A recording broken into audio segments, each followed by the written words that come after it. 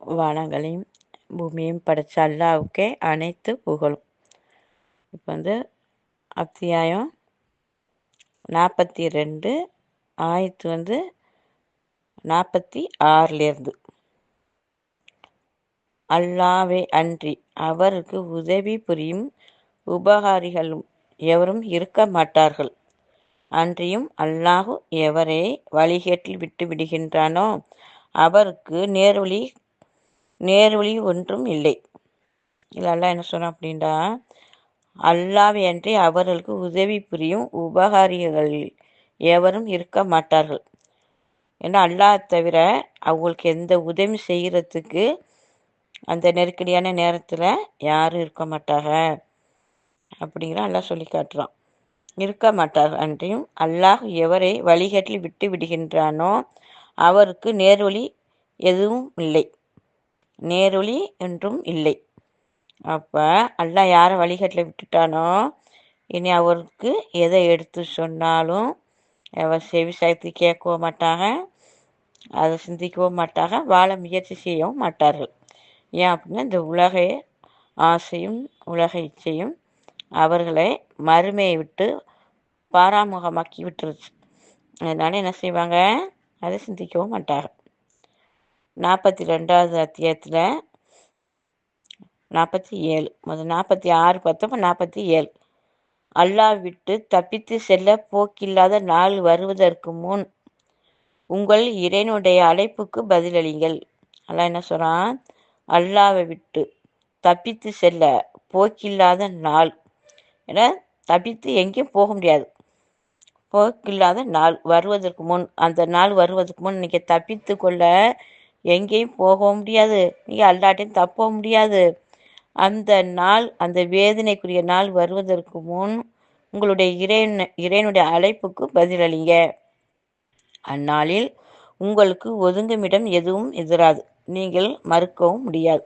ஏன்னா உங்களை காப்பாற்றிக்கிற எந்த இடமும் இல்லை. ஏண்டா அல்லாஹ் ஒரு நொடி பொழுதுதான் ஒவ்வொரு உயிரையும் கைப்பற்ற. அப்போ எங்கே ஓட முடியும்? எங்கேயா ஓட முடியுமா? உலகத்தில் என்னென்னமோ அழிவு நடக்குது. அப்போ அவங்க நினச்சா அவங்க காப்பாற்றி கொள்ளலாமே. அப்போ யானாலே காப்பாற்றி கொள்ள முடியலை. அதனால அல்லாஹ் இதையெல்லாம் சொல்லி காட்டுறான். நீங்கள் அச்சந்தீர்ந்து உலக சுகபோக்கிய வாழ்ந்துட்டு இருக்காதிய. குரானை பாருங்க, குரானில் ஆயத்து அல்லாஹ் என்ன சொல்லியிருக்கான் அது உள்ளச்சத்தோட பயத்தோட கடைப்பிடிச்சி வாங்க. நான் நோன்பு வச்சுக்கிட்டேன், நான் ஜக்காத்து கொடுத்துக்கிட்டேன், நான் சொர்க்கத்துக்கு போயிடுவேன், இதெல்லாம் அங்கே அல்லாட்ட நடக்காது. அல்லாட்ட இங்கே என்னன்னு கேட்டால் ஒவ்வொரு ஆயத்துக்கு அங்கே விசாரணை இருக்குது. எந்த அளவுக்கு நீ வாழ்ந்தீங்கிறது தான் ஃபஸ்ட் எல்லாம் கேட்பான்.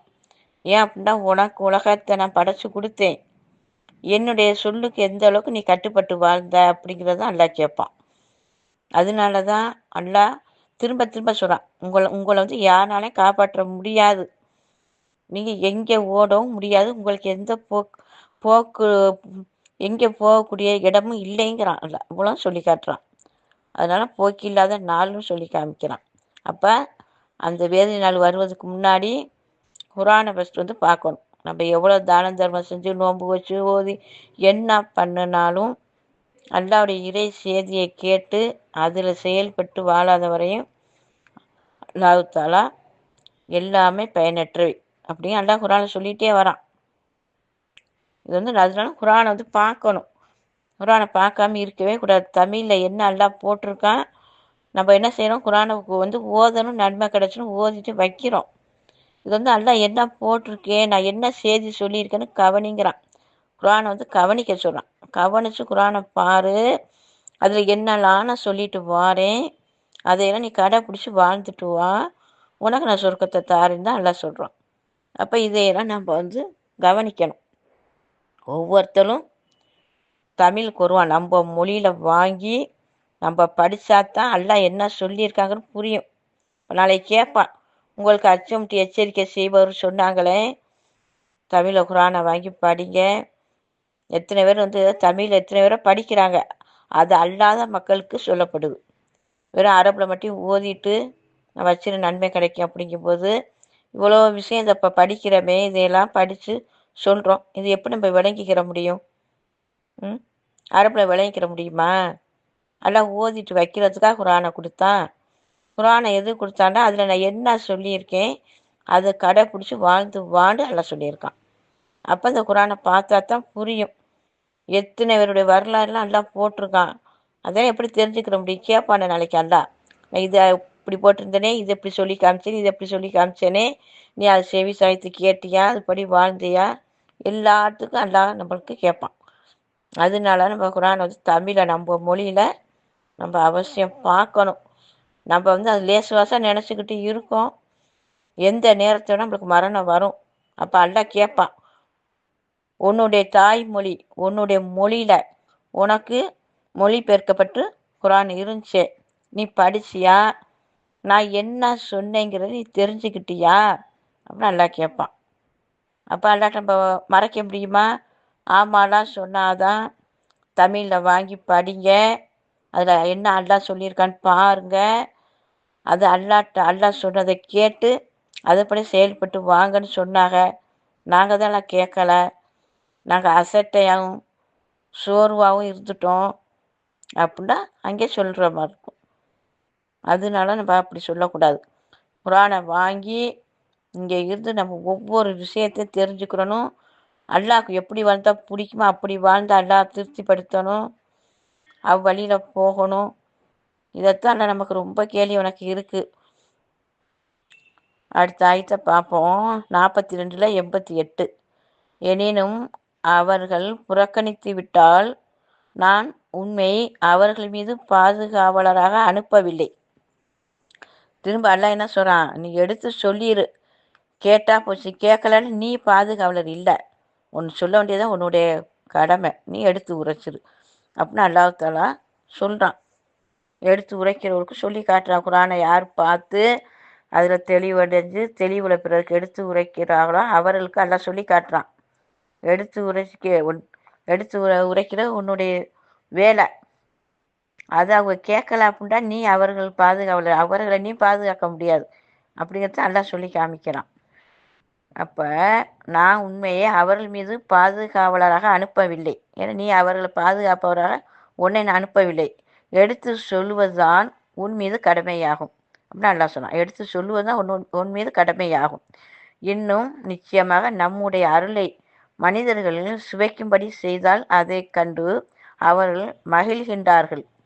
ஆனால் அவருடைய கைகள் முறுப்படுத்தி உள்ள காரணத்தினால் அவர்களுக்கு தீங்கு நேரிட்டால் நிச்சயமாக மனிதன் நன்றி கெட்டு மாறு செய்பவனாக இருக்கின்றான். இப்போ அல்லாஹ் நல்லா கால்கையை கொடுத்து, பார்வையை கொடுத்து, உணவை கொடுத்து, எல்லாம் சந்தோஷமாக எல்லாமே நிரப்பாமல் கொடுக்கும்போது அதை நல்லா மகிழ்ச்சியோடு வாழ்ந்துக்கிட்டு இருக்காங்க. அப்போ அல்லாஹ் இந்த அளவுக்கு நம்மளுக்கு கொடுத்துருக்கானே, அப்போ அல்லாஹ் சொல்ல கேட்டு வாழணுமே அப்படிங்கிறது இல்லை.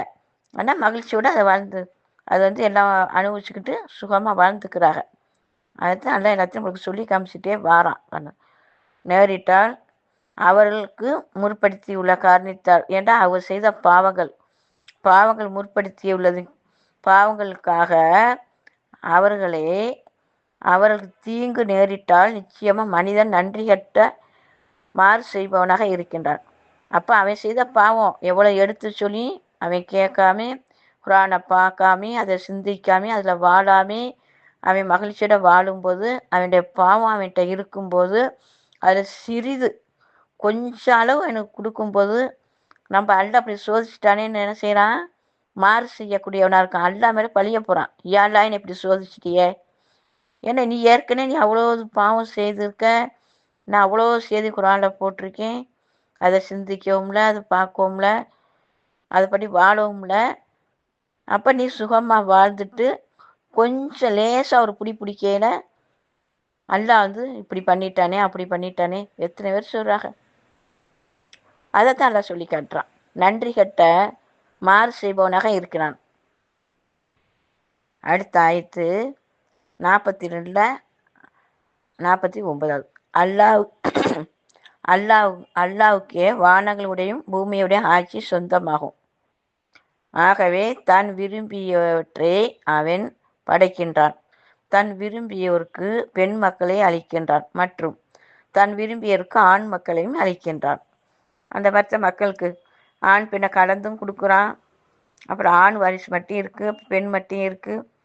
அந்த மாதிரி ஒவ்வொருத்தரும் ஒவ்வொரு நிலையில் எல்லாம் அந்த மாதிரி ஒரு சந்ததியினரை கொடுத்துருக்கான். அதுதான் எல்லாம் சொல்லி காமிக்கிறான். ஏன்னா என்னுடைய ஆற்றலால் சொல்லி காமிக்கிறான். நான் எப்படிலாம் ஒரே மாதிரியை படைச்சிருக்கேன், ஒவ்வொரு விதமாக நான் கொடுக்குறேன். அல்லது அவர்களுக்கு அவன் ஆண் மக்களையும் பெண் மக்களையும் சேர்த்து கொடுக்கின்றான். அன்றியும் தான் விரும்பியோரே மலடாகவும் செய்கின்றான். நிச்சயமாக அவன் மிக்க அறிந்தவன், பேராற்றல் உடையவன். அல்லாஹ் சொன்னா மிக்க அறிந்த பேராற்றல் உடையவன். அல்லாஹ் எந்த மனிதனிடத்திலும் வகி உணர்வாகவோ அல்லது மறைவில் இருந்தோ அல்லது தான் விரும்பியதை தான் அனுமதிப்படி உணர்வூட்டக்கூடிய ஒரு தூதர் அனுப்பியே அன்றி பேசுவதில்லை. நிச்சயமாக அவன் உயர்ந்தவன், ஞானமுடையவன். அதெல்லாம் நம்மளுக்கு வகி மனிதர் மூலியமாகவும் உணர்வாகவும் ஒவ்வொரு தூதர் மூலியமாகவும் செய்தி இறக்கப்பட்டுக்கிட்டே இருக்குது. அது என்ன செய்தி இறக்கப்படுது? குரானை பாருங்க, குரானை சிந்திங்க, குரான் நல்லா சொல்லியிருக்கப்படி வாழ்ந்து வாங்க. இந்த உலக இச்சையில் சிக்கி நாளைக்கு நஷ்ட வழி ஆயிராதியே அப்படிங்கிறத அல்லாஹ் சொல்லி காட்டிக்கிட்டே வாரான். அதுதான் இப்போ நம்ம என்ன நினைக்கிறோம்? மனிதனை திருப்திப்படுத்துவோன்னு நினைக்கிறோமே தவிர அல்லாஹ் திருப்திப்படுத்துகிறோமான்னு பார்க்கணும். மனிதனை திருப்திப்படுத்துகிறோம். அவன் போக்குக்கெல்லாம் போகணும், அவன் கூப்பிட்ற இடத்துக்கெல்லாம் போகணும், இல்லாட்டி கோவிச்சுக்குருவான் அப்படின்னு நினைக்கிறோம். ஆனால் அல்லாஹ் நமக்காக உலகத்தை படைச்சி கொடுத்து நமக்காக இருப்பிடத்தை தந்து வகை வகையான உணவை கொடுத்து வகை வகையான உடுமானத்தை கொடுத்து எல்லாத்தையும் கொடுத்து அவ்வளோ மேலுமே வாழ வச்சுருக்கான். அப்போ அவன் சொல்ல கேட்டு வாழ்ந்து அவனை திருப்திப்படுத்தலை. ஆனால் மனிதர் சொல்ல கேட்டு அவங்கள திருப்திப்படுத்த நம்ம நினைக்கிறோம். அப்போ எப்படி அல்லாஹ் நம்ம மேலே பிரிய வைப்பான்? சிந்திக்கணும். அல்லாஹ் என்ன சொல்லியிருக்கானோ குரானில் அதை பார்த்து சிந்திச்சு அதுபடி வாழ்ந்தால் தான் சொர்க்கத்தை அடைய முடியும். நம்ம தொழுதுட்டோம், ஓதிட்டோம், நோன்பு வச்சுட்டோம், ஜக்காத்து கொடுத்துட்டோம், சொர்க்கம் கிடச்சிருச்சு அப்படின்னு பல கணக்கு போட்டுக்கிட்டு இருப்பாங்க. ஆனால் நம்ம ஃபஸ்ட்டு குரானை பார்க்கணும், அதை என்ன சொல்கிறோம் அல்லாங்கிற பார்க்கணும். ஏன்னா இந்த ஆயத்தூரம் அல்லாஹ் சத்தியத்தை கொண்டே இறக்கியிருக்கான். அவ்வளோ சத்தியம், அவ்வளோ சத்தியத்தை கொண்டு காற்று மேலே, மலை மேலே, பூமி மேலே ஒரு சத்தியம்ட்ட எண்ணிடாத அளவுக்கு அவ்வளோ சத்தியத்தை கொண்டு அல்லாஹ்தாலா சொல்லியிருக்கான். என்னுடைய சொல்ல செவி சாய்த்து கேளுங்க, சிந்திங்க, வாழ்ந்து வாங்க. எனக்கு நிகராக யாரையும் பார்க்காதேங்கிறான். எனக்கு நிகராக யாரையும் பார்க்காது. என்னுடைய சொல்லுக்கு கட்டுப்படுங்க. என் சொல்லுக்கு கட்டுப்படுவதை விட்டுட்டு மனிதனுடைய சொல்லுக்கு கட்டுப்பட்டுறாதீங்க. என்னுடைய சொல்லுக்கு கட்டுப்படுங்க. மனிதன்கிட்ட நியாயமாக நடங்க, நீதமாக நடங்க. அவள் தொல்லைகள் கொடுக்காதீங்க, கஷ்டங்கள் கொடுக்காதீங்க, அவள் மனதை புண்படுத்தாதீங்க, கஷ்டப்படுறதுக்கு உதவுங்க. இந்த மாதிரி தான் சொல்லியிருக்கான். ஆனால் மனிதனுக்கு அடிமை ஆகிறாதீங்க, எனக்கே அடிமை ஆகுங்கன்னு சொல்கிறான். ஏன்னா மனிதன் உனக்கு உலகத்தை படைச்சி கொடுக்கல, நான் தான் உனக்கு உலகத்தை படைச்சி கொடுத்தேன். உனக்கு தேவையான அனைத்தையும் நான் தான் படைச்சி கொடுத்துருக்கேன். அதனால என்னையை விட்டுட்டு மனிதனை திருப்திப்படுத்த நினைக்கிற. இனி என்னைக்கு திருப்திப்படுத்துறியோ அப்போ தான் உனக்கு நல்வாழ்வு இருக்குது அப்படிங்கிறக்கனே அல்லாஹ் அந்த குரானை சொல்லி காமிச்சிட்டே வரான். அல்லாஹ் திருப்திப்படுத்தணும். குரானை சிந்திக்க மாட்டீங்களா, செவி சாய்த்து கேட்க மாட்டீங்களா அப்படிங்கிறத அல்லாஹ் சொல்லிக்கிட்டே வரான். இதை ஒவ்வொருத்தரும் சிந்திச்சு செயல்படணும். குரானை வாங்கி தமிழை ஓதுறவங்க படிக்கிறவங்க சரி, தமிழை படிக்காமல் அரபில் படிச்சுட்டு வரவங்க தமிழை குரானை வாங்கி ஃபஸ்ட்டு பார்க்கணும். காலங்களை கடத்தக்கூடாது. ஒவ்வொரு நிமிஷமும் கேள்விக்குரியது, கேள்வி வணக்குக்குரியது. ஒவ்வொரு நிமிஷமும் ஒவ்வொரு மூச்சும், ஒரு மூச்சை டக்குன்னு பிடிச்சிட்டா அவ்வளோ முடிஞ்சு வச்சு. அப்போ என்ன பண்ண முடியும்? எந்த நன்மையும் செய்ய முடியாது. அப்போ நமக்கு ஒரு நற்செய்தி வரும்போது, எச்சரிக்கை வரும்போது நம்ம உடனே அதை பிடிச்சி அதில் செயல்பட்டுட்டு வரும்போது அல்லாஹ் நமக்கு நேர்வழியை மேலும் அதிகப்படுத்துவான். மேல்மையான பாக்கியத்தில் எல்லாம் வாழ வைப்பான். ஆனால் இந்த உலகம் ஒரு பரீட்சை தான். இந்த பரீட்சையில் வெற்றி பெறணும் அப்படின்டா அல்லாஹ் இந்த பரீட்சை வைப்பான். எப்படி பரீட்சை எழுதுறோம்னு பார்ப்பான். இது ஒவ்வொருத்தரும் என்ன பண்ணணும்? குரானை ஆராயணும், ஆராய்ஞ்சு பார்க்கணும். அல்லாஹ் என்ன சொல்லியிருக்கா, அப்படிங்கிற கூட வாழ்க்கையில் வாழ்கிறதான் அல்ல சொல்லியிருக்கான்.